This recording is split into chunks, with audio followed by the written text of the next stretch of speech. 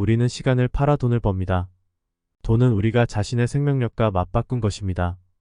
오늘은 우리가 주머니에 돈을 채우기 위해서 내 삶의 얼마만큼을 팔 수 있을지 생각하는 시간을 갖도록 하겠습니다. 연봉 6천만 원의 시간당 임금은 3만 원이 될까요?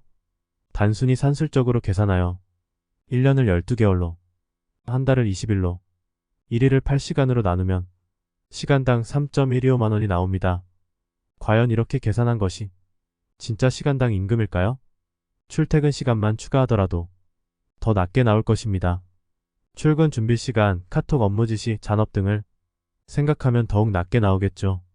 급여에서 직장 관련 비용 지출은 또 얼마나 될까요? 교통비, 점심 식사 비용, 꾸민 비용 등을 추가하면 또 실수령액이 줄어들게 될 것입니다. 진짜 시간당 임금을 이와 같이 구하게 된다면 급여에서 시간을 나누어 구하는 계산에서 생각보다 급여는 줄어들고 시간은 더 들어갈 것입니다. 그럼 대한민국 평균 임금에 대한 진짜 시간당 임금을 계략적으로 계산해 보겠습니다. 연봉 상위 10%는 약 6,600만 원을, 연봉 평균은 약 3,948만 원을, 연봉 중위는 약 2,892만 원을 받고 있습니다. 생각보다 적다고 생각하실 수 있습니다. 여기서 남녀를 구분하고 연령대별로 구분하면 또 달라지겠지만 간단히 위 세 가지 연봉으로 계산을 해보겠습니다. 하루 8시간에 추가로 투입되는 직장 관련 시간은 무엇이 있을까요? 출근 준비에 30분, 출근 시간에 1시간, 퇴근 시간에 1시간, 근로시간 외에 업무 카톡 30분, 야근 잔업 등 1시간. 이 정도만 생각해도 하루 4시간은 나만의 시간이 아닌 직장을 위한 시간으로 들어가게 됩니다. 일요일 오후에 업무나 직장 상사만 생각해도 골치 아파서 잘 쉬지 못하는 시간 등은 편의상 제외하였습니다. 직장 관련 비용을 보겠습니다. 알뜰한 남자 직장인을 가정하여 1년에 투입되는 직장 관련 비용을 계략 산출하면 출퇴근 교통비가 매일 5,000원, 점심 식사 식대 매일 5,000원, 머리 커트 매월 만원, 화풀이 술 매월 30만원, 정장, 구두 등 의상 1년 60만원.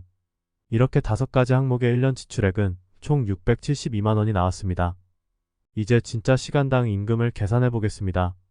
상위 10%인 연봉 6,600만 원의 경우 가짜 시간당 임금은 3.4만 원이나 진짜 시간당 임금은 2만 원으로 나왔습니다. 평균 연봉 3,948만 원의 경우 가짜 시간당 임금은 2만 원, 진짜 시간당 임금은 1.1만 원으로 나왔습니다. 중위 연봉 2,892만 원의 경우 가짜 시간당 임금은 1.5만 원, 진짜 시간당 임금은 0.8만 원으로 나왔습니다. 2024년 최저시급 9,860원과 비교해서 본다면 평균 연봉을 받는 직장인의 진짜 시간당 임금과 큰 차이가 없습니다. 최저시급을 받는다고 알바생을 무시할 이유도 없을 것 같고 은퇴 후 가벼운 일로 최저임금을 받는다고 그렇게 서러워할 필요도 없을 것 같습니다. 소소한 일에서도 물론 근무 중에 피곤하고 스트레스를 받을 만한 일들이 있겠지만 정규직과 비교했을 때 근무 시간 외의 시간에 업무 스트레스를 많이 받지는 않을 것입니다. 그리고 이해 시는 간단히 계산해 본 것이고 개인마다 더 들어가는 비용이 있을 수도 있습니다. 여성의 경우 화장품비, 의복비 등 꾸민비가 더 들어갈 것이고 경조사비, 자동차 유지비, 잦은 야근, 세금 등까지 고려하면 진짜 시간당 임금은 더 줄어들 것입니다. 구독자 여러분 개인 사정에 맞추어 정확하게 계산해 보시기 바랍니다. 오늘 간단히 계산한 결과로 보았을 때 진짜 시간당 임금은 가짜 시간당 임금의 반을 넘기기 어려워 보입니다. 물론 정규직으로 근무 시에는 은행 대출 시에 유리한 점 등 장점이 많이 있는 것은 사실입니다. 마지막으로 우리가 흔히 하는 지출과 내 진짜 시간당 임금을 비교해 보겠습니다. 요즘 배달 음식을 시켜 먹는 분들이 많은데 배달 음식 배송 서비스를 4,000원으로 가정하고 내가 직접 음식점에 가서 픽업을 하는 시간을 15분으로 가정하면 배송비는 시간당 1.6만 원이 나옵니다.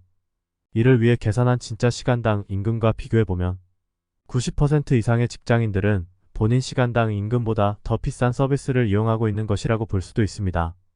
외식으로 10만 원을 지출했을 경우는 어떨까요? 상위 10%는 그 밥을 먹기 위해 5시간을 일해야 하고 평균적인 직장인은 9시간을 일해야 하며 중위값의 직장인은 12.5시간을 일해야 외식값 10만 원을 지불할 수 있습니다. 이렇게 돈과 시간의 관계를 내 주위의 모든 것에 대입해 볼 수 있습니다.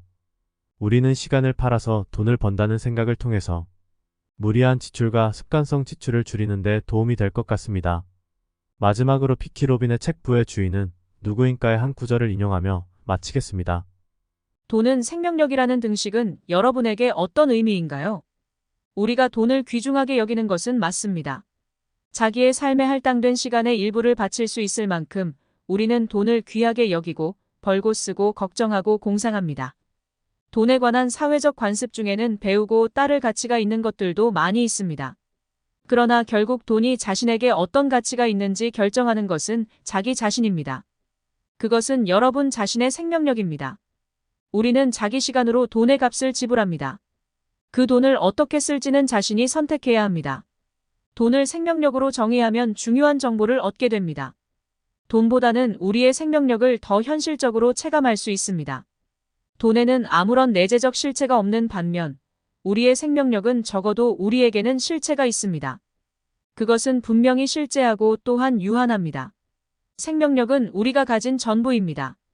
그것이 귀중한 이유는 한정되어 있고 만회할 수 없기 때문입니다. 또한 생명력을 어떻게 쓸 것인지에 대한 선택이 우리가 지상에서 보내는 시간의 의미와 목적을 나타내기 때문입니다. 돈이 생명력과 맞바꾼 것이라는 것을 이제 알았으니 그 귀중한 것의 사용에 대한 새로운 우선순위를 정할 수 있게 되었습니다. 어쨌거나 자신의 생명력보다 자신에게 더 중요한 물건이 있을까요? 오늘 한번 여러분의 진짜 시간당 임금을 계산해 보시겠어요? 계산해 보신다면 분명히 여러분의 소비 습관과 남은 여생을 어떻게 보내게 될 것인지에 대하여 고민하는 데 도움이 될 것 같습니다. 여러분의 준비된 인생 2막을 응원합니다. 감사합니다.